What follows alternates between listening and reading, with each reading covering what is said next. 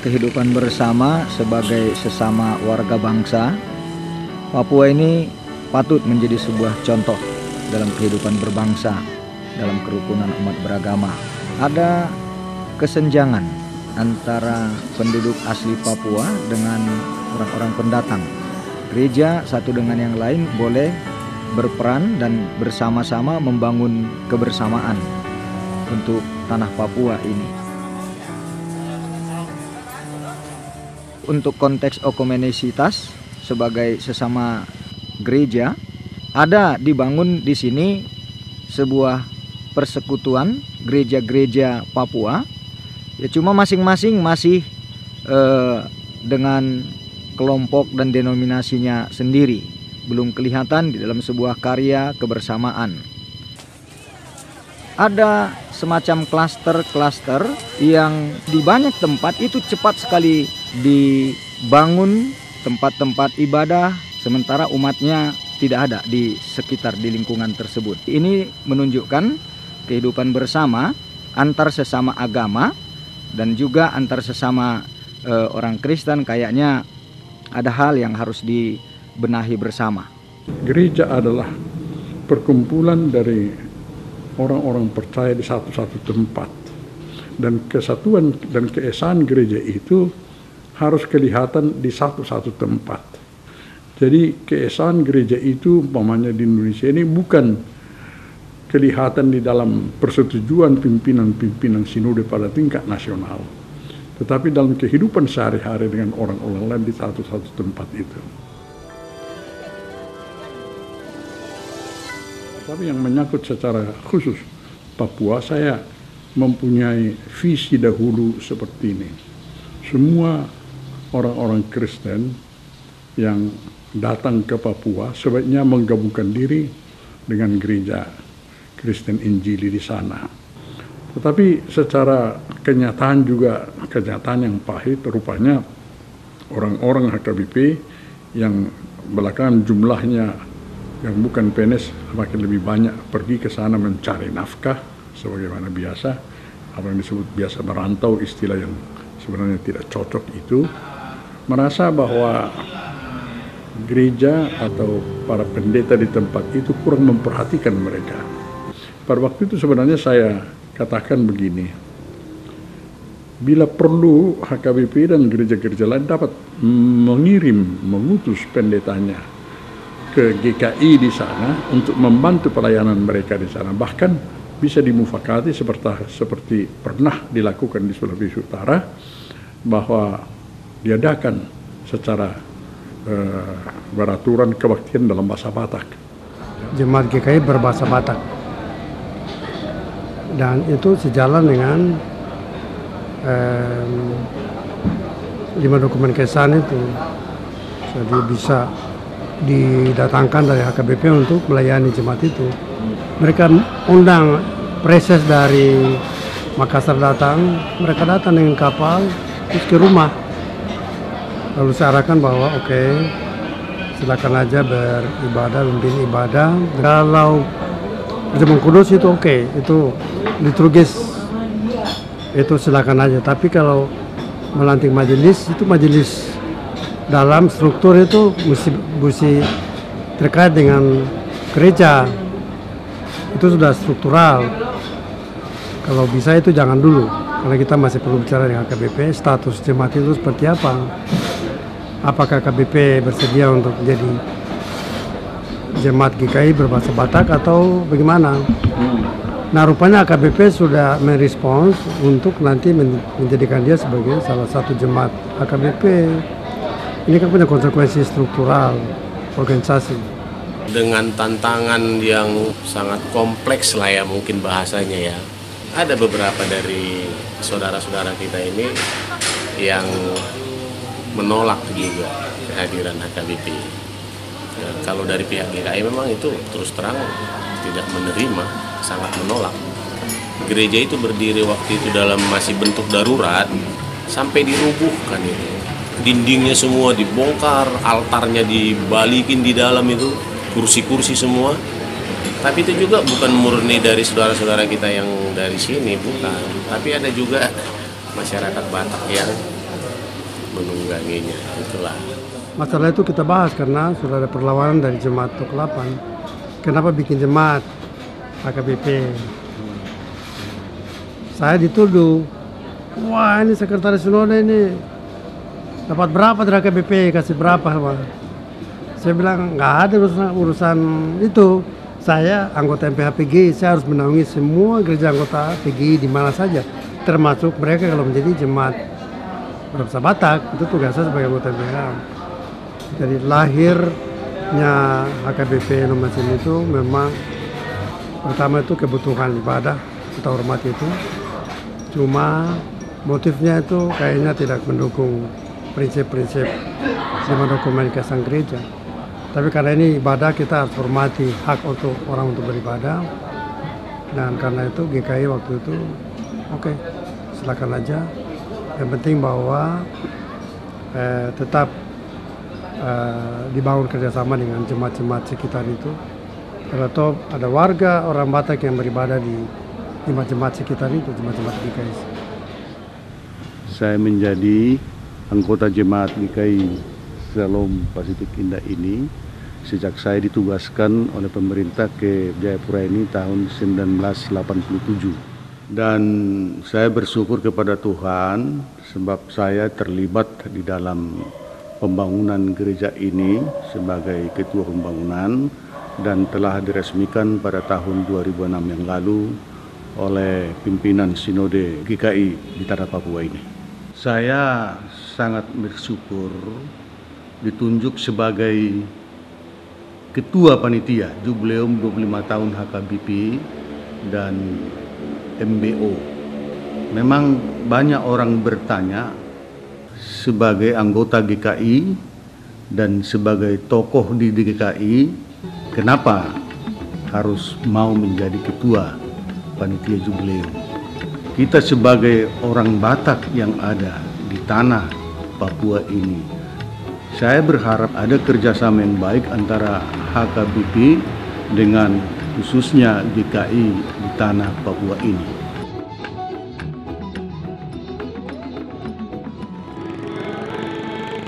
Oktober 2014, hari yang penuh sukacita bagi jemaat HKBP Nomensen Jayapura merayakan jubileum 25 tahun dan peletakan batu alas gereja.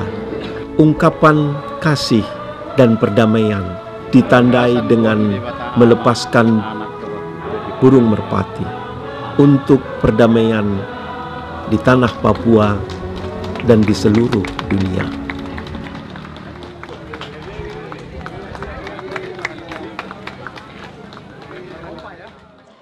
Kita selalu berdoa, Tuhan berikanlah damai di Papua. Karena kalau ada damai di Papua, setiap orang akan berbahagia. Setiap orang menikmati betapa besar berkat Tuhan di sini. Semua itu kita syukuri.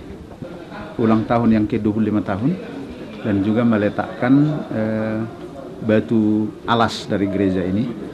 Tuhan mau makin meminta kepada Kuria Kristen Batak Protestan supaya dia menjadi berkat bagi dunia. Dia menjadi berkat, menjadi sesuatu yang membawa kebahagiaan, perdamaian, dan keutuhan ciptaan bagi setiap orang. Di bagasan gowarni di bata ama, anakna Tuhan Yesus Kristus, dohotor di parbadia, anggiat ma mian toktong dison, haporseaon nasitong biar mida jahuba dohot holong ni roha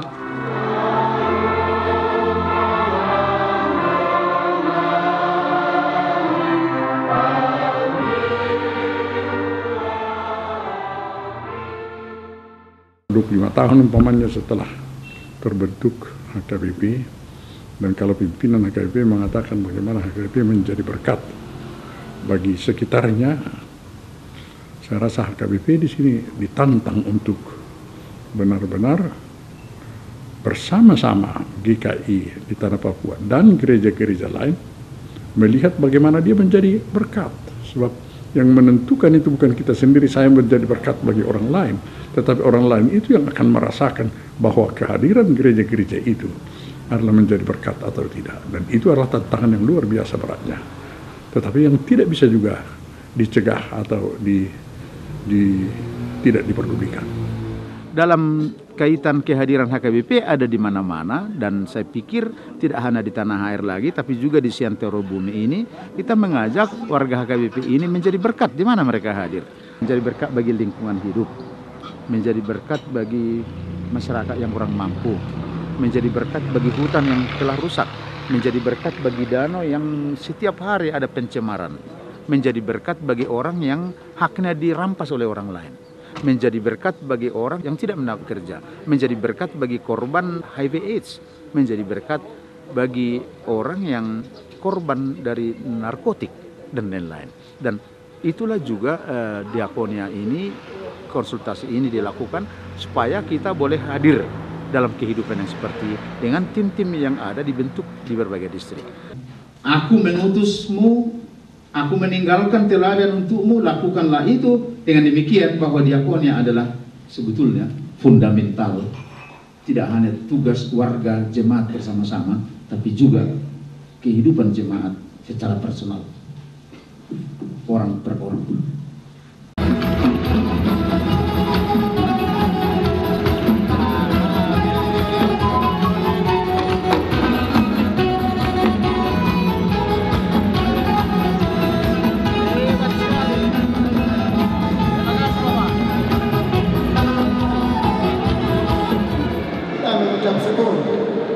Bahwa ada gereja yang hadir di tanah ini, sampai sekarang ini gereja-gereja yang hadir di Papua ini sudah ada 47 sinode. Semua denominasi boleh berkembang, tetapi Yesus hanya satu. Oleh karena itu penting sekali denominasi HKBP sudah masuk di tanah Papua. Saya masih ingat Pak Herman Saud tadi kerja keras untuk pertahankan HKBP, dan itu saya tahu persis. Umat dari HKBP di semua lini yang ada di tanah Papua itu luar biasa. Membangun spiritual juga hebat, membangun birokrat yang ada di tanah Papua secara berkualitas juga luar biasa, membangun di dunia teknokrat juga luar biasa. Ya, itu fakta. Coba bangkitkan semangat itu dan jadilah terang dan garam sungguh-sungguh di alat ini. Kalau terlalu banyak gereja-gereja di Papua ini, politik transmigrasi dari Indonesia pada waktu itu, saya bilang dalam waktu 20-30 tahun, jumlah orang yang datang dari luar akan jauh lebih banyak daripada penduduk setempat. Dan itu sudah menjadi kenyataan sekarang. Dan orang-orang pendatang beragama lain itu sekarang jumlahnya sudah jauh lebih banyak daripada anggota GKI Tanah Papua. Ada waktunya dahulu bahwa gereja anggota itulah yang terbanyak di sana.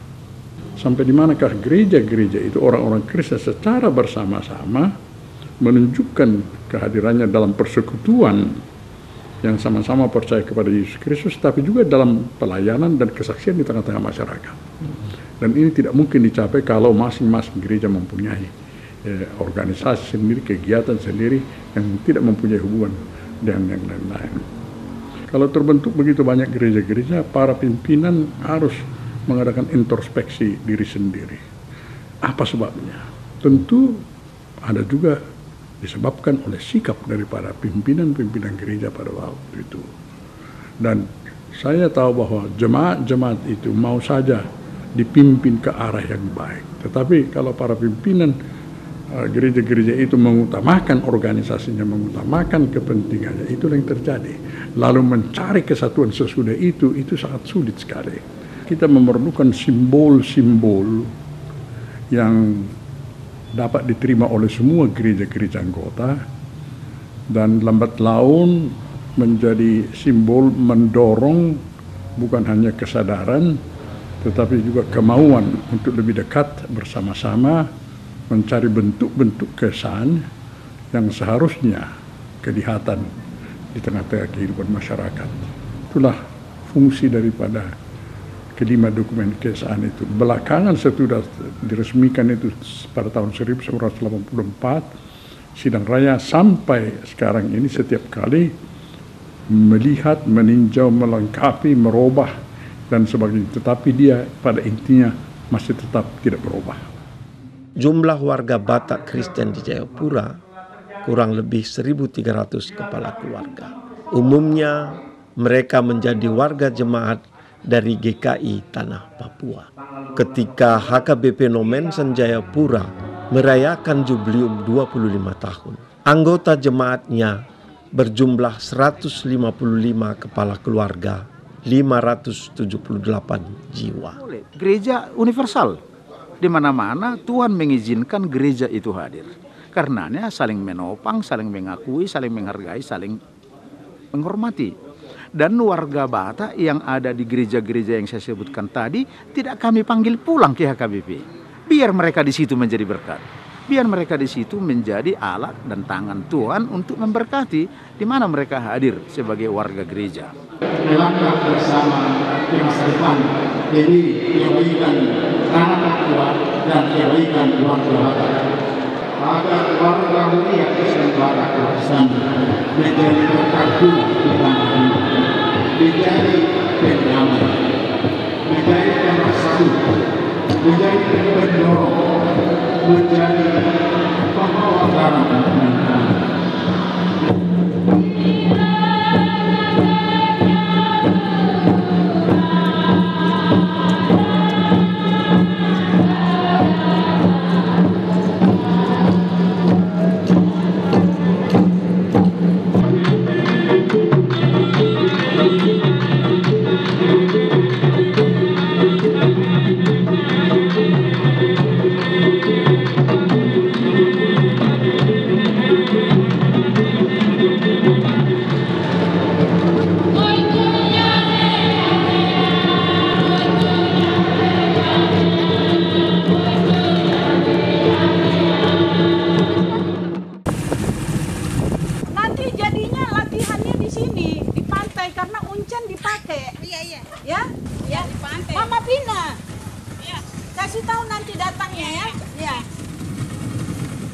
Yang memiliki kata tanah bagi daerahnya hanya 3, tanah Papua, tanah Toraja, dan tanah Batak.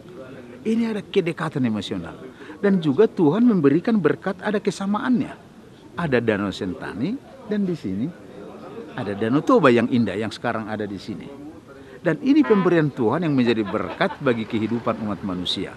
Ternyata Danau Toba dan Danau Sentani itu memiliki hubungan emosional di antara warganya untuk dipergunakan menjadi berkat bagi dunia dan juga untuk memuliakan Tuhan. Kolaborasi sebagai umat Kristen, sebagai umat Tuhan di tanah ini. Tidak melihat GKI lagi, tidak melihat HKBP, tetapi sama-sama memuji Tuhan. Masyarakat Papua ini sangat menerima kehadiran orang Batak di tanah Papua ini. Begitu dekat perasaan kami dengan ibu-ibu yang ada peristiwa Aceh itu.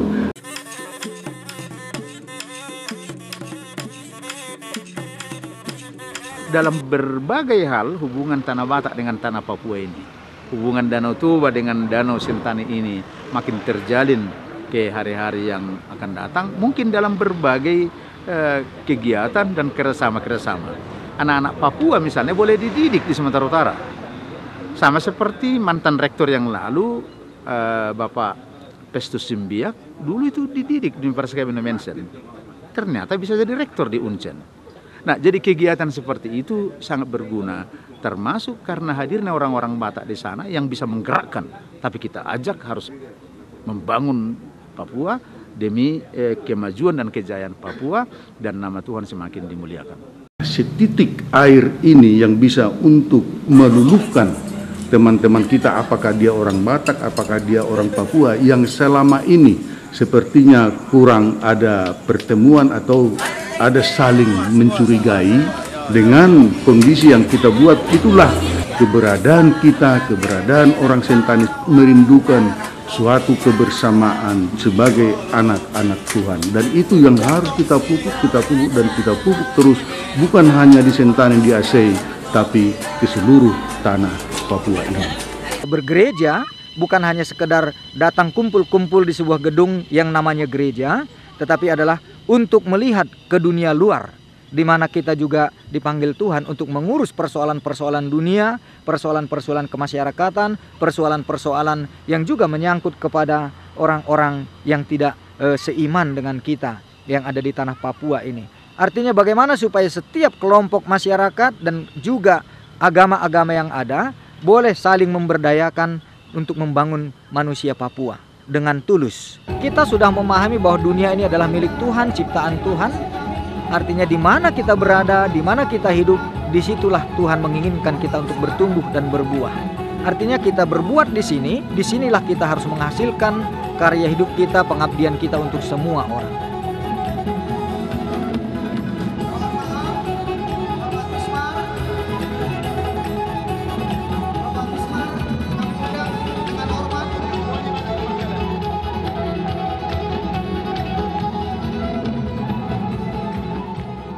Dapatkah dunia di Papua itu melihat kehadiran dari HKBP di sana? Itu bagian daripada kehadiran dari Kristen di sana sebagai gereja yang bertanggung jawab atas penyampaian Injil itu secara seutuhnya di Papua pada waktu ini, menyangkut bukan hanya berita kesukaan yang dikhotbahkan, tetapi menyangkut juga kesaksian dalam masalah-masalah keadilan, perdamaian, hak-hak asasi manusia dan sebagainya.